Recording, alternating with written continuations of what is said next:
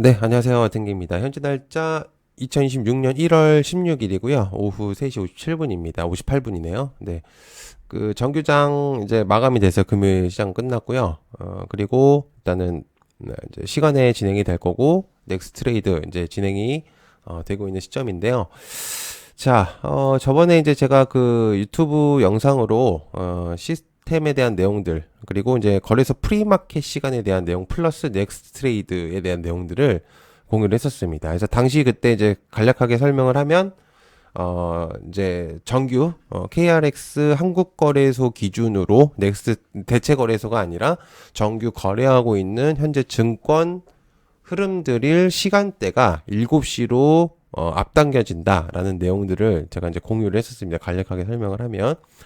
자, 그래서 이제 플러스로 이제 이게 추가적인 내용들이 나왔어요. 장 이제 마감될 쯤에 이게 뭐냐면 시스템이 못 버틴다. 증권사 부담에 거래소 프리마켓 시간을 변경하겠다라는 내용들이 있습니다.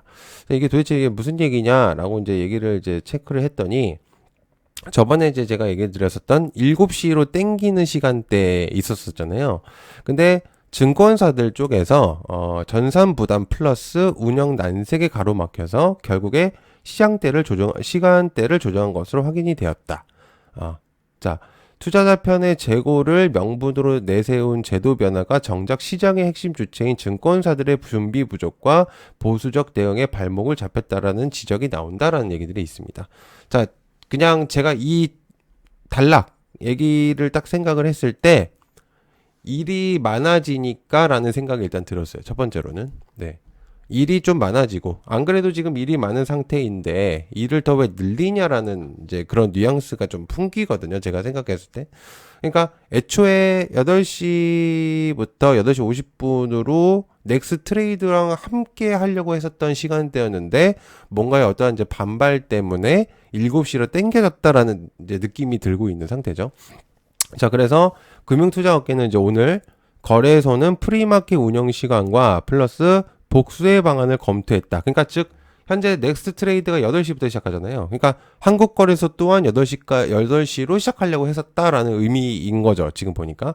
근데 최종적으로 증권사 지금 현재 우리가 거래하고 있는 증권사들의 반발로 시간대가 변경이 됐다. 여기 이제 내용이 나오죠. 그래서 증권사들은 프리마켓 시간이 대체 거래소와 겹칠 경우에 시스템 과부하와 투자자 서비스 혼선이 발생할 수 있다라면서 난색을 표한 것이다라는 얘기들입니다. 자, 저기서 중요한 포인트는 뭐냐면은 지금 시간대 8시하고 9시 때 지금 현재 넥스 트레이드가 새롭게 이제 대체 거래소가 있는 상태에서 현재 한국 거래소랑 이제 어떤 이제 마찰에 대한 내용들을 얘기를 하는 건데 실제로 그게 아니라 자기네들이 할 일들이 조금 더 많아진다라는 뉘앙스가 지금 풍기고 있어요, 그냥. 그러니까, 그죠? 그러니까 여기서 보면은 딱 그냥 그 느낌이 딱 들어요. 그러니까 지금 보면은 개인 투자자들을 위한 뭔가의 어떤 느낌적인 것들을 좀 공유를 하는 것처럼 보이는데 실제로 그런 게 아니고, 예, 본인들의 일들과, 예, 그리고 그런 부분들 때문에, 뭔가 이제 욕먹을 것들이 또 생길 수도 있잖아요, 분명히. 왜냐면 실제로 넥스트 트레이드가 실제로 딱 내왔을 때, 당시에 그때 이제 설명을 드렸을 때도 넥스트 트레이드 하고 나서 거래가 막 멈추는 현상이 있었어요. 실제로 거래가 안 됐었어요, 한 종목은. 넥스트 트레이드가 되고 나서 그 괴리율이라고 하거든요. 그때 그 정규장 금액하고 넥스트 트레이드 금액하고 여기는 지금 600원인데 저기는 막 1,000원인 상태, 막 이렇게 돼 있는 거예요. 그러니까 넥스트하고 그리고 정규장에서 거래가 동시다발적으로 이루어지고 심지어 싸게 사서 거기서 팔아버리는, 예, 그런 이제 그런 것들이 많았었어요. 그러다 보니까 증권사들이 굉장히 좀 난색을 표했었죠. 그러니까 이런 일들 때문에 우리들은 못한다. 7시에. 이 얘기를 지금 하고 있는 겁니다. 실제로 개인 투자자분들을 뭐 위하는 걸 수도 있죠. 어떻게 본다면. 근데 사실상 이제 그렇게 되면은 자기네들이 할 일들이 많아지고 이제 그런 부분들이 생기게 됩니다. 그리고 일단 이게 지금 증권사뿐만 아니고 애초에 지금 이거를 하고 있는 자체가 문제가 있는 거예요. 이거를 하려고 하는 지금 밀려고 하는 것 자체가 문제가 있는 겁니다. 그래서 저번에도 이제 말씀드렸지만 사실 이거는 하면 안 돼요. 예. 물론 그때 이제 댓글을 제가 보니까 그 찬성하시는 분들도 있는 것 같더라고요. 이게 뭐 우리 일찍 또 출근하시는 분들도 있잖아요. 그죠?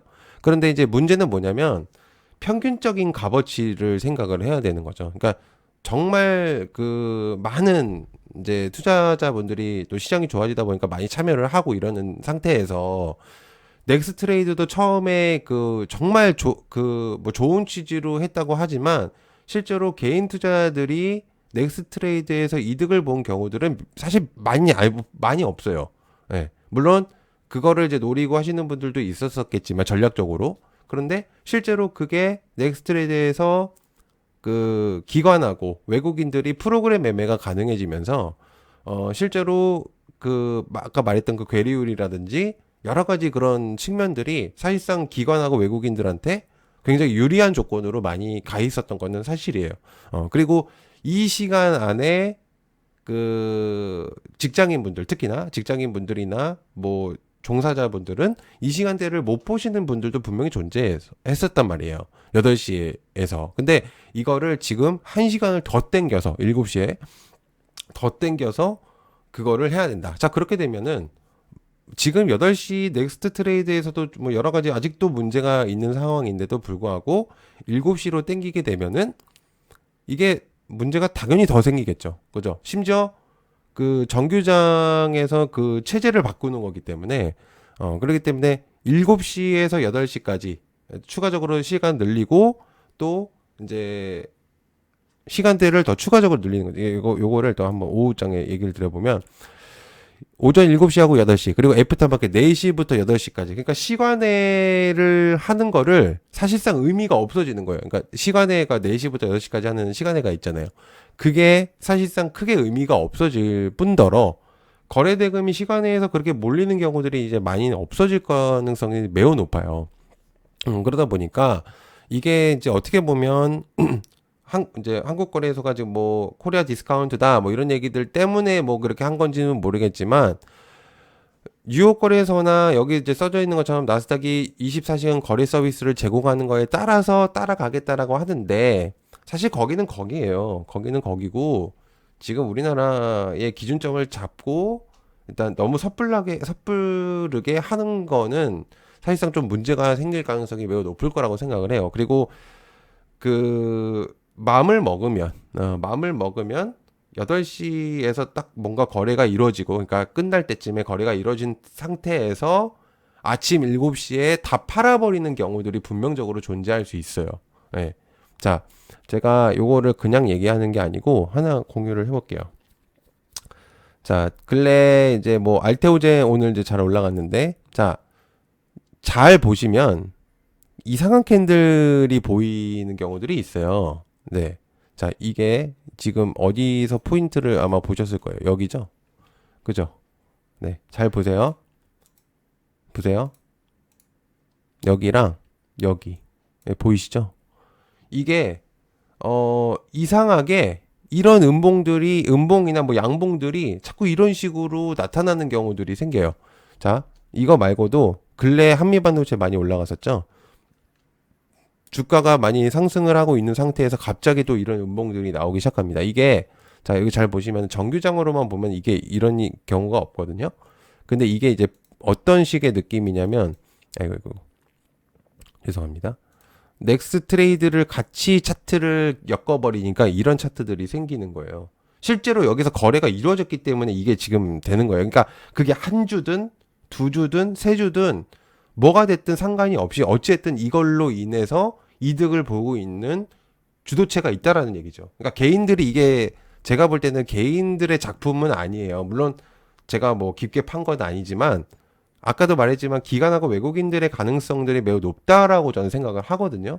그러니까 여러분들이 좀 댓글로 달아주시면 좋을 것 같은데 어쨌든 이런 캔들들이 계속적으로 나오다 보니까 그 캔들을 위주로 하는 이제 매매를 하시는 분들이라든지 현재 흐름을 잘 이어가고 있는 상태에서 이상하리라 만큼 이런 캔들들이 나오다 보니까 그리고 이게 처음에 기본적으로 적용이 되어 있는 상태들이 많아요. 이런 식으로. 그러니까 이제 접근을 하시는 주식을 접근하시는 분들한테 있어서 이게 도대체 이게 무슨 캔들이지?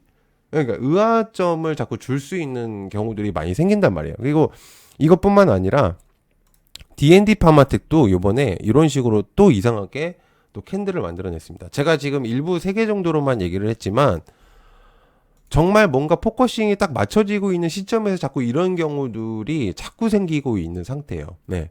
그러니까 방금도 말했지만 저게 일부러 만들어내는 건지 아니면은 실제로 방금 말했지만 확실한 건 팩트는 저기서 거래가 이루어졌다라는 거예요. 뭐가 됐든 저점에서 매수가 됐었든 위에서 고점에서 팔았든 한 주가 됐든 이 두 주가 됐든 어쨌든 이득을 보고 있는 사람들이 있다라는 거죠. 그러니까 공평성에서 문제가 확실히 존재를 하는데 이걸 만약에 7시를 땡겨버리게 되면 정말 증권사의 그런 입김들 때문에 이거를 개인들의 투자자들 정말로 기업에 투자하고 뭔가 목적을 이루기 위해서 투자하는 사람들에게 있어서 과연 공평한 건지는 잘 모르겠어요. 그렇기 때문에 제가 자꾸 이제 영상들을 만들어냈는데, 물론 공감을 못 하실 수 있을 거라고 생각을 해요. 근데 저는 지금까지 봤을 때, 지금 시장이 정말 좋은 상태에서, 그리고 개인 투자들이 많이 이루어지고 있는 현재 시장이고, 그리고 또 아시겠지만 대기 자금들이 굉장히 많이 준비가 되어 있다고 하잖아요.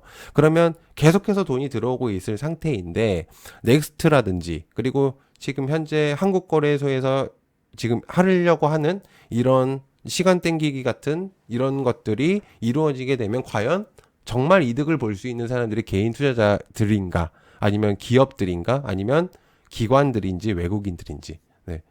사실상 이거를 정말 딱 확실하게 명분을 잡을 수 있는 구도들이 없는 상태에서 개인 투자자들이 사실은 제가 봤을 때 같은 저도 이제 투자자 입장에서는 의미가 공평성에서는 정말 의미가 없다라고 저는 생각을 하고 있는 상태예요. 그래서 이제 제가 영상을 찍은 거기 때문에 여러분들이 영상을 보시고 어떤 느낌이신지 정말 댓글로 달아주시면 감사할 것 같아요. 그래서 저한테도 영향이 있으면 분명히 이제 어떤지 다른 좋은 유튜버 분들이라든지 이런 분들이 아마 또 얘기들을 해주실 수도 있고요. 그러다 보니까 요런 것들은 진짜 조정이 와야 돼요.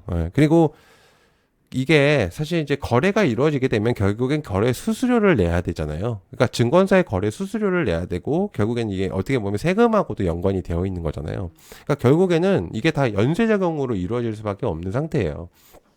별거 아니잖아. 뭐 7시 땡기는 게 뭐 1시간 정도 땡기는데 뭐 그게 뭐 큰 이유야? 라고 얘기하실 수도 있고 뭐 애프터마켓에서 더 실리가 시간을 늘리는 게 뭐 큰 의미가 있어? 더 좋을 수도 있는 거 아니야? 이렇게 얘기하실 수도 있겠지만 물론 그분들이 말은 틀린 건 아니지만 대부분의 투자자들이 과연 그거에 대해서 공감을 할 수 있는지는 여러분들이 좀 생각을 해보셨으면 좋겠고 댓글로 달아주셨으면 정말 감사할 것 같습니다. 네, 시청해서 감사하고요. 고맙습니다. 감사합니다.